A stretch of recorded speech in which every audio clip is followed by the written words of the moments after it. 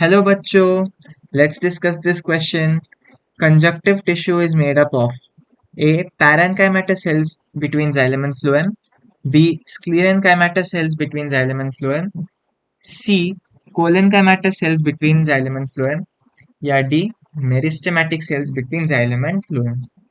इस क्वेश्चन को सॉल्व करने का की कॉन्सेप्ट है कंजंक्टिव टिश्यू को जानना, उसके लोकेशन और उसके कॉम्पोजिशन को जानना। तो सबसे पहली बात, कंजक्टिव टिश्यू प्रेजेंट होता है रूट में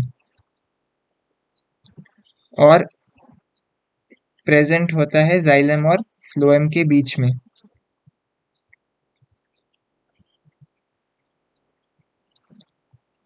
यदि मैं आपको एक रूट का स्टील रीजन ड्रॉ करके दिखाऊं तो ये होता है हमारा पेरीसाइकिल के सेल्स। इसे कुछ पेरीसाइकिल के सेल्स होते हैं। ये है पेरीसाइकिल।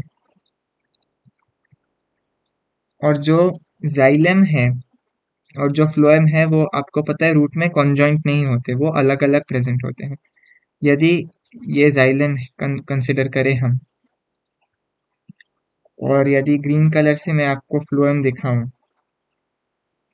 कुछ इस तरह, ये फ्लोएम होता है। और येलो कलर से जो भी मैं शेड कर रहा हूँ, ये जाइलम और फ्लोएम के बीच का जो टिश्यू है इसे हम कंजक्टिव टिश्यू कहते हैं, या बीच में जो भी टिश्यू है उसे हम कंजक्टिव टिश्यू कहते हैं।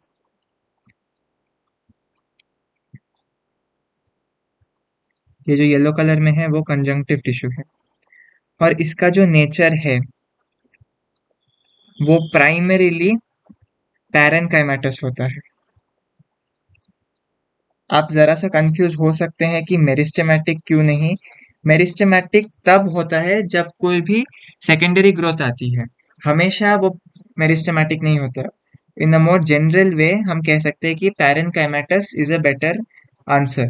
तो पहला ऑप्शन कहता है parenchymatous cells between xylem and phloem, सही है। दूसरा कहता है स्क्लेरेनकाइमेटस सेल्स, गलत हो गया। तीसरा कोलनकाइमेटस सेल्स, गलत हो गया।